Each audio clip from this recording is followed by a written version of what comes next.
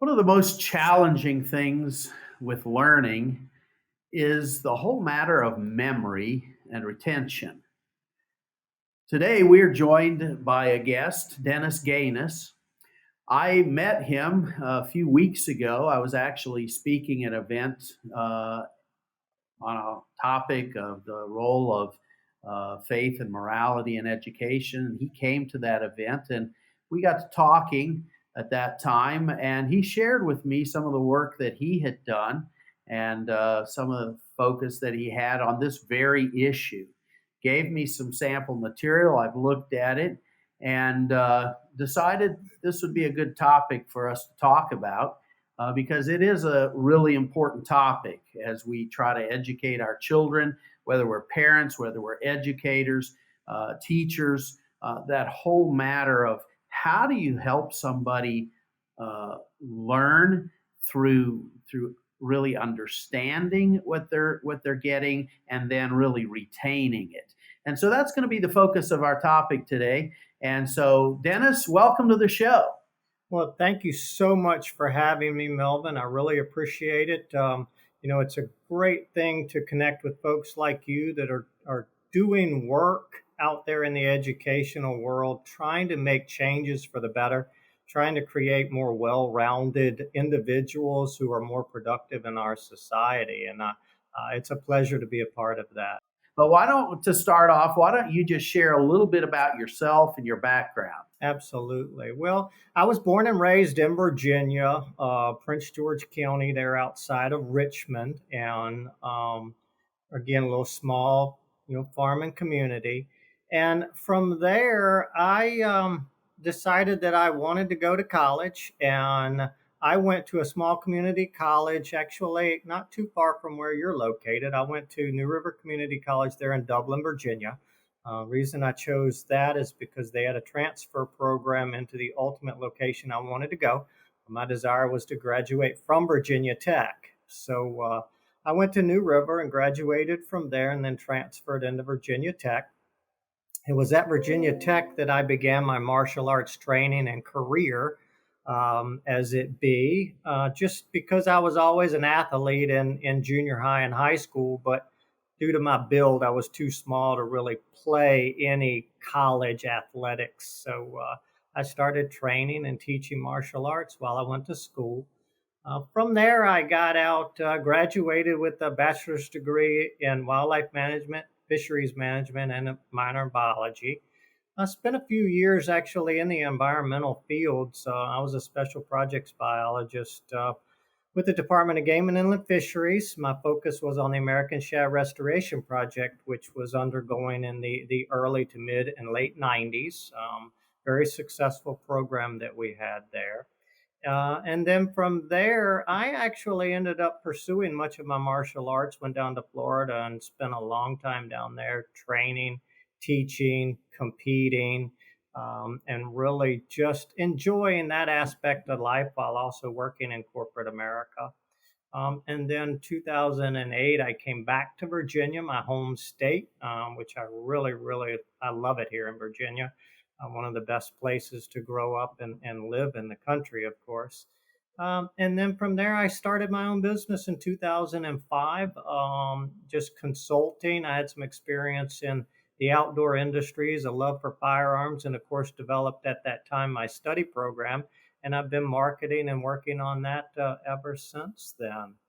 My martial arts career, I hold black belts in several different styles. My main focus and highest rank is a third degree black belt in Taekwondo, and of course, teacher certifications in those as well. So. Wow, well, that's very interesting. Thank you for sharing that information with us. The study program that you developed, and we're going to talk about today, you call Rules of Three. So, can you give us a rundown of what that program does for students and why it matters? What makes this program unique from other programs? Well, the uniqueness on this program is that I took much of what I learned in martial arts and the repetition that we use and the same things that are used if you want to become a professional athlete and everything. You have to have perfect practice. and you have to repeat things until there's so-called muscle memory. Well, those things apply when it comes to the mind and learning. As far as comprehending things, you have to use that knowledge over and over again in order to truly comprehend every aspect of it. And I put this into a process approach. And one of the reasons why is because in order to be successful at anything in life, we teach that you have to have a plan, right? If you're going to be successful financially, you have to have a financial plan. If you're going to create a business, you have to have a business plan. If you're going to make chocolate chip cookies, you have to have a recipe or a plan. Building a house is the same thing. Well, what I looked at and said was, where's the plan in our education when it comes to studying, right? We have the tools, we have the ingredients, so-called, which is the content and all that they want us to learn, and we have a path. We have a path that goes from kindergarten through 12th grade, and then whether to go into a trade school or sometime IT certification, or even on into college to study in the sciences and engineering and English and those different subjects. But when it comes to the actual plan for studying to reach those so-called goals in that path, where is it? So I put this together. And the great thing about this plan, this step-by-step process approach to studying, is it can be applied to any subject. It doesn't matter whether it's math or English or science. It just doesn't matter. And it can also be used and catered to preschool kids through using the repetition. And then as children progress through the system, they can add on the layers to it that apply at those levels to the final point of where they're utilizing the entire process or the program. And why that matters? Well, again, our system is set up with the supplies, the so-called content, right? And the tools, the books, the teachers, the buildings, the pathway, but there's no real process. There's no real plan when you actually sit down to read that chapter and study, read the notes, work on it. There's no plan in place. So this provides that plan. And really, it goes to another level. We are having so many problems in our system today with attention deficit disorders, so-called, and all of these learning difficulties that I had when I was a child, and many other people too, but not to the level that we are today. And I think that's because many of the kids are not really truly being challenged. And if you read government publications on this issue, one of the main things that's mentioned in every one of those is a structured environment for the children. And why structure is so important, it's the same thing with our martial arts training. Everything was structured. Structure builds focus, if that makes sense, right? But again, if you set a child down, particularly when they get, to fourth, fifth, and sixth grades, when now they really have books, they have chapters that they have to learn in order to pass tests, and to start to comprehend and build upon itself. When you set a child down at home or even in the classroom and you say, okay, read this chapter, we're going to have a quiz, you got to learn all this material.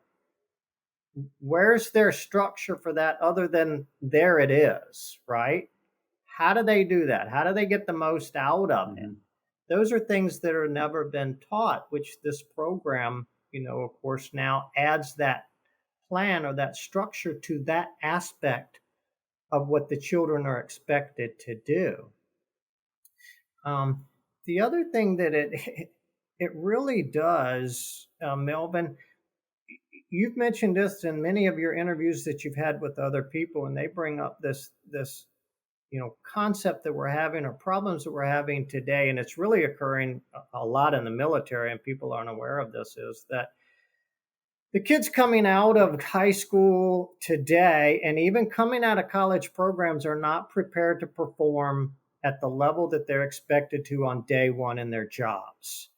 And the reason why is because they're not comprehending what they are learning in elementary school and in high school, and a lot even at the college level, because we've changed the way we're teaching. We're not teaching to learn and comprehend. We're teaching kids to pass a particular test. So you're Yeah. missing that repetition, that comprehension, that understanding, and that discussion that goes into making well-rounded people that can think for themselves. And that's what this program actually offers. Mhm. Well, Dennis, it's interesting. Early on, you made this statement about uh, perfect practice. That's a very, very important statement. Uh, in my past, I was a music educator and taught both at the academy level and the college level. And, when you're training musicians, practice is always a big part of developing their talent. And, so often, you give them time and certain things, certain criteria and requirements they got to put in, and students would practice. Sometimes, I was a choral director and did orchestral directing and all those kind of things. And as we would play, and as we were working and rehearsing, and so often, there would be these mistakes, and I would challenge them. Listen, what the problem is, when you keep making mistakes, you are actually reinforcing in your memory, in your capacity to perform, mistakes. And so the only real meaningful and useful practice is when you get it right. And when you do it right over and over and over and over again, until your mind and your muscle memory that links to your mind and your hearing and your understanding of that composition, you just deliver it right. And so that perfect practice element is such an important factor there, and it's true that applies really in everything. Yes, it does. And so there's a lot of other stuff I want to talk about, but what prompted you to develop your program? What inspired it? It's very interesting, because what inspired me actually, Melvin, was necessity. Um, you know, when I was young, when I got into elementary school, I had some attention deficit disorders and behavior problems. And one of my teachers, she very, very intelligent lady and an amazing teacher. I mean, she was truly understood teaching. She came to my parents and said, I want to try something. I think I know what's wrong. I think we're not challenging his mind, right? And so she Yeah. sat down in the fifth grade and put a geometry book in front of me. Now, why she chose geometry was several reasons. One, it was much higher math than we were learning at that time, but geometry uses the physical aspect of things, right? All the shapes, sizes, and angles, and then puts that in the context of the math, right? And it worked fantastic. Mm-hmm. She spent time with me showing me things in geometry, and I would work geometry while everybody else was doing other math. That challenged me, so it focused me, right? So as I went through school, school didn't really challenge me as much as it should have. I had a few classes here and there that did, but overall, it just came naturally to me. Well, when I went to New River Community College, it was much of the same. It was a little bit more workload, but there wasn't really great challenges as far as my mental capacity would, be considered. The only two classes that really challenged me was engineering, calculus, and chemistry, and I took those at the same time. I took those just because they really helped me to solidify, transferring into Virginia Tech. When I got to Virginia Tech, Melvin, it was a rude awakening. Halfway through my first semester, I realized, hey, you know what? This is not going real well for me. Now, again, I was working. I was working in the lab. I was also training and teaching martial arts. So, I mean, I had a full plate. So, you know, I was focused and structured as far as when my study time was. When I sat down and studied, my environment was set up in my room. I had all of that.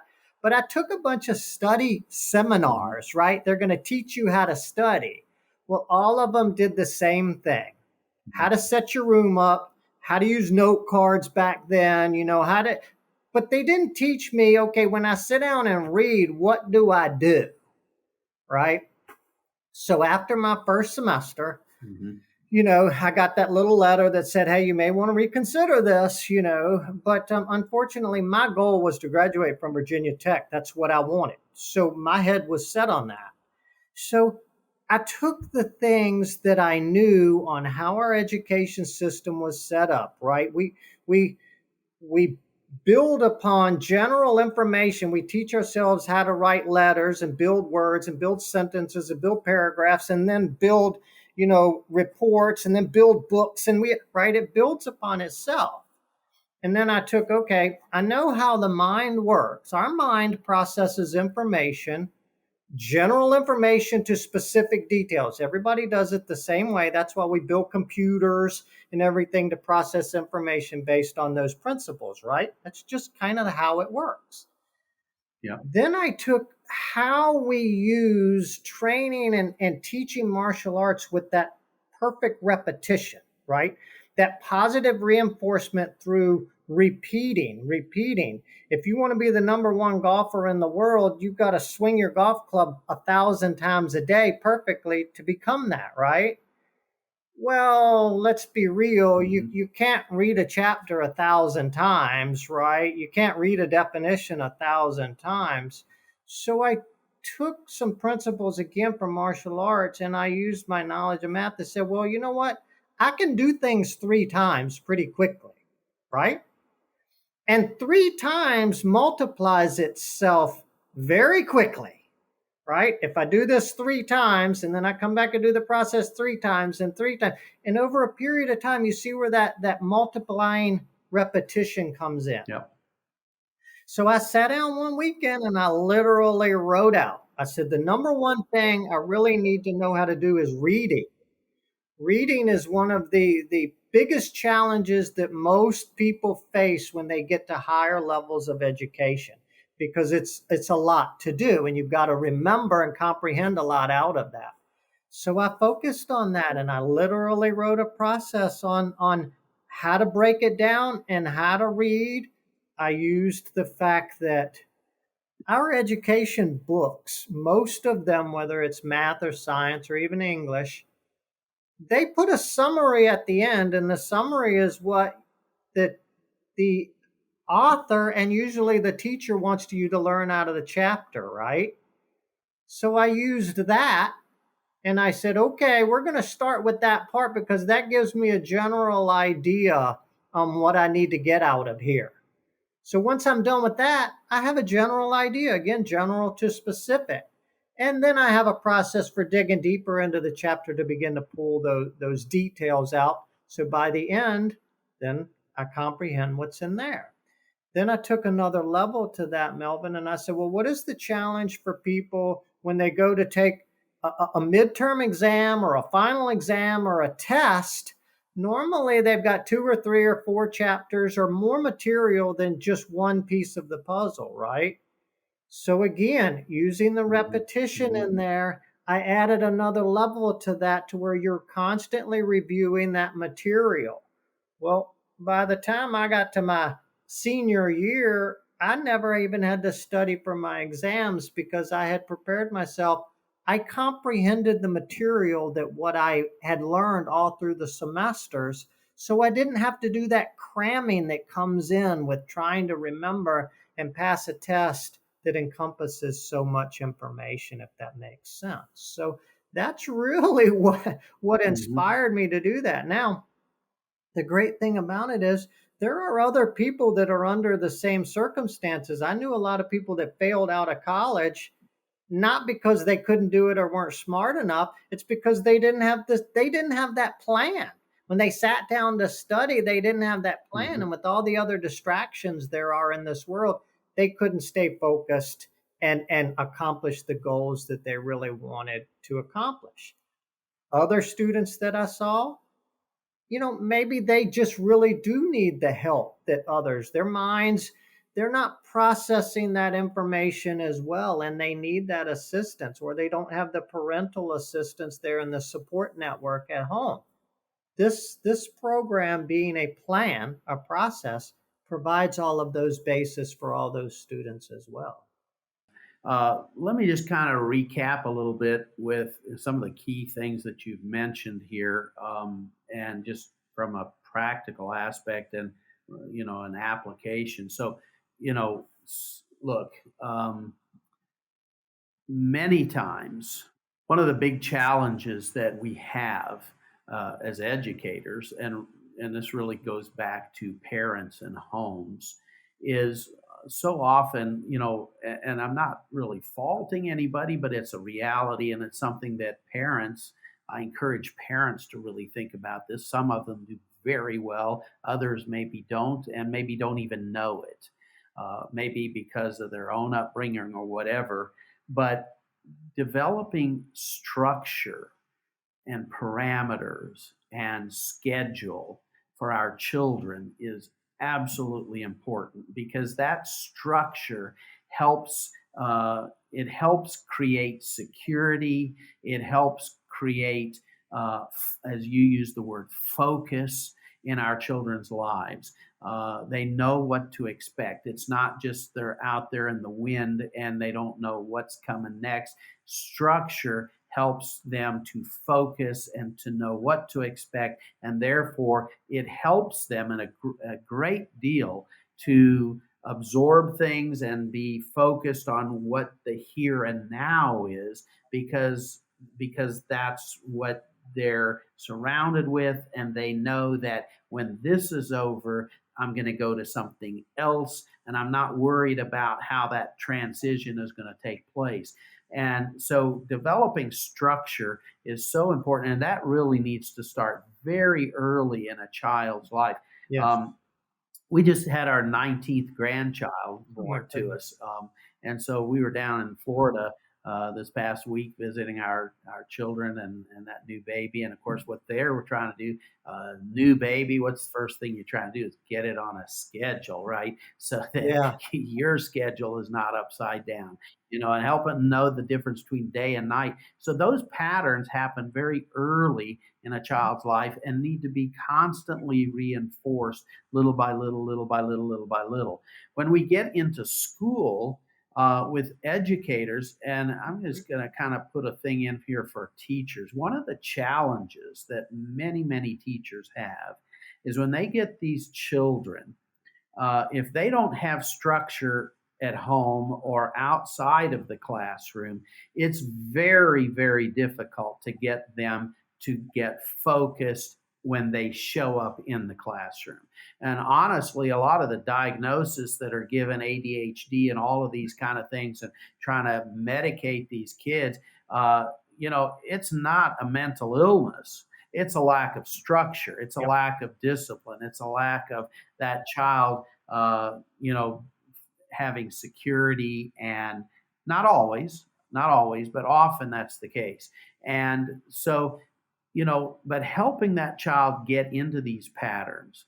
Um, I was, and I hear this all the time. Last week, I was with some educators, and everybody's heard of Loudoun County in the whole nation Oh now. yeah. One of the teachers was from Loudoun County, taught social studies and history at the 11th grade level, and she was talking about one of the huge challenges that she has is that most of her students in the 11th grade in one of the so-called top systems in the nation can't hardly read at a fourth grade level. Yeah. So if a person can't read and can't understand and retain at a fourth grade level, how are they going to do 11th grade work? We hear, people, colleges and universities are more and more having to do remedial instruction before they can actually even start giving collegiate level programs to students. So that is a huge problem. What we're talking about today is a huge problem in education. Yes. And so your program, one of the things that really, and you just kind of outlined the patterns of three, the rules of three, and how you take that first rule and you're that first pattern of three times, and then you expand it to another set of three, expand it to another with a little different focus each time. But that reminds me, it's kind of like, for those that are listening, it's kind of like if you throw a pebble out into a pond. And what do you see? You see that ripple effect, right? When that pebble first drops, you get that little circle, and then there's a bigger circle, and a bigger circle, and a bigger circle, and a bigger circle. And in education, the best education happens when that type of focus is provided in a child's development. So it's like when they come in and they're just starting to learn at the early grade levels, you introduce them to a topic and you give them that little circle. Yep. And then you come back around a little bit later and you give them you expand on what they just learned. That's right. And you reinforce that and you give them a little bit more, and then come back again. And that process happens throughout the entire learning cycle of that student. And even as we move into adulthood, that same process continues to happen. And if we don't get the little circle right, we will never comprehend the big circle. That's right. It's funny that you mentioned that, because I inferred a lot of this, what you're talking about, from my martial arts training. First of all, let's talk about that focus for a minute. That the way we taught the young kids to focus is, it comes in and develops in a person's mind through positive reinforcement. If you're not positive reinforcing when somebody is really trying and working hard on focusing, they never understand what focus is. In martial arts, they use it in all different types of martial arts. Focus is learned by breaking boards, really. That's how you start younger people out on understanding what that concept of breaking boards is. You're not going to break that board unless you focus enough power, energy in your mind on that one solid point to go all the way through it. Well, watching someone, a young person or even adults, okay, when they break that first board, to see the look on their face, that aha moment, that's the positive reinforcement needed for them to understand what focus is. Once they get that, they can apply that to many different things on what focus really truly is. So it takes positive reinforcement. Well, if you're not providing that at a younger age, right, the kids aren't really understanding that. And then, with that ripple effect in the building, what we would do is you throw them a little bit at a time and a little bit at a time so that they understand those concepts, and then you build upon them. Like when we taught, in the martial arts world, a form is the formal part. They teach you a form, which is a long series of movements, right? Well, when you teach that, you don't teach it all at once. You teach a little segment here and a little segment here, and you go back and you have to practice those first few segments before you do the next one, and you keep moving forward, right? That's the same concepts that I use here, which is really, if you look at how kindergarten through 12th grade is done, isn't that not the same way of moving forward, little bit, but you reinforce, and you're supposed to have a positive reinforcement. I don't think we're getting that today. Now, the other side of that you mentioned, especially structure at home with the parents. There's more demand on parents today, both parents working, single parents, broken homes, all of this kind of thing. And some parents aren't as educated as what their kids are. So the kids are bringing topics home that the parents just aren't familiar with. How does a parent engage and provide them with that oversight that structure, right? How do they become engaged with the kids when they don't understand the material themselves, or they've got all these other things going Exactly. on? Well, here again, let's go back to that concept of being successful in business or building a house or making a cake or whatever. If you have a plan to follow, right? If there is a plan there, then the Mm-hmm. parents have a whole lot more oversight. They have a whole lot more control. They can help their kids to provide that structure and teach that focus because they do step by step by step by step. Then the great thing about that, Melvin, is you've probably been involved with this in your life and raising your children. A lot of times when they have a parent teacher conference, right?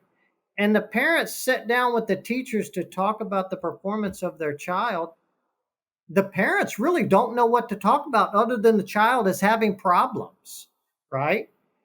In order to solve Yeah. problems in society, don't we do root cause analysis? How do you do root cause analysis with your child if you haven't been engaged with them at home? Right? So this whole process adds Good point. another Good layer, point. Yep. right? So they can sit down and now communicate. If Mm-hmm. nothing else, if a child has been doing well up to a certain point and now they got a concept that they can't really truly grasp, the parents can go back to the teacher and say, well, we've been doing this and he's been good up to here. We've got a problem right here, and this is what we have been doing. Then that teacher knows, right? So it just Yeah. adds that whole Mm-hmm. layer of there again of the structure, the involvement, the engagement, the positive reinforcement, right, of everything at school and at home. So here's a question for you. Are study programs best implemented by parents or schools or both? I used to believe, not now, when I really started this whole program would have been in the late 80s and early 90s. And I truly believed that, a study program such as this was best implemented by the parents at home related to homework, because that's where normally the structure is lost, right? And when you go home, you don't have a so-called plan or a pathway, or you go home and you got to read this chapter or you got to read this paper and take a quiz or answer the questions or whatever. There was not. But under the circumstances, with the feedback that I'm getting through a lot of different professional organizations, sales, technology, military. I heard them talking, as a young lady talking about business you were interviewing, about these people are not prepared to perform their jobs, right? So now I'm thinking Yeah. maybe we go back. Maybe we teach this plan, right? This method in the schools and reinforce it at home so that you're Mm-hmm. tying in all the ingredients or the materials and the tools that you're given to these kids. You're tying it all in with a plan, and you build that plan from a very young age, as you stated. And there, rather than learning the program or the plan that's multi-leveled all at one time, you're adding the layers as they go along, so they're used to using it, right? They're learning little pieces. The Yeah. reinforcement by the time they get to junior high and high school, when the challenges are there, or they have an opportunity to take advanced classes or excel in some area, well, guess what? Now they're only adding one little aspect of it. They've got the foundation, right, is there. So I think I Mhm. believe in today's society, it needs to be taught at both levels. Absolutely. I think what you were just saying is an important point because, for example, in going through your material, um, for somebody that just looks at it and goes through all of your points, it's kind of like, wow, this could be a little overwhelming. But the thing that's important to understand is that this is a step by step, process by process, learning perfect practice, so to speak. Good, really. Here's another way to put it: good habits, Yep.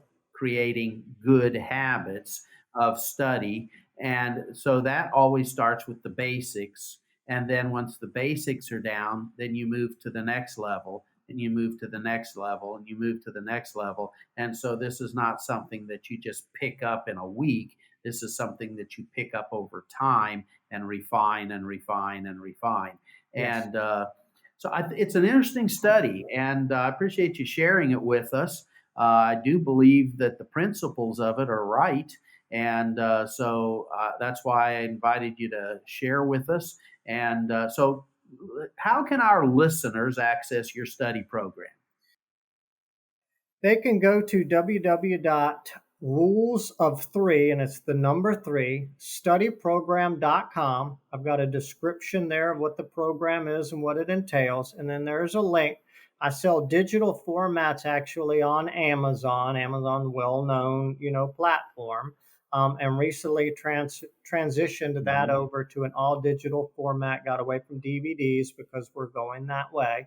And they can also reach me Mhm. through the contact link there on the webpage if they have any questions at all whatsoever. I'm here to support and ask questions.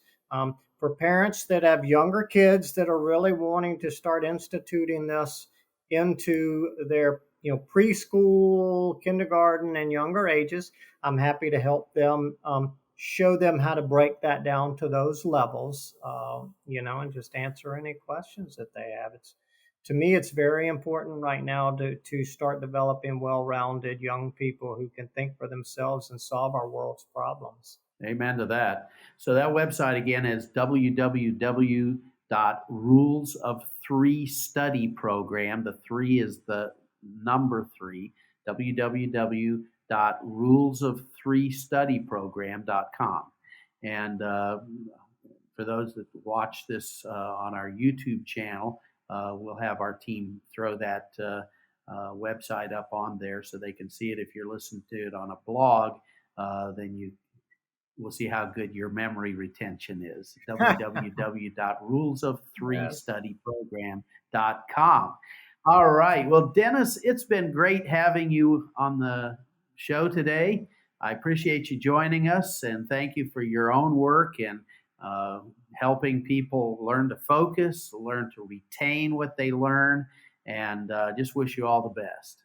Thank you very much for having me. It's been a pleasure. I hope you enjoyed this show. And if you did, let me encourage you to like our channel and follow it. You can certainly learn more at our website, which is nwef.org. nwef.org. The organization is Noah Webster Educational Foundation.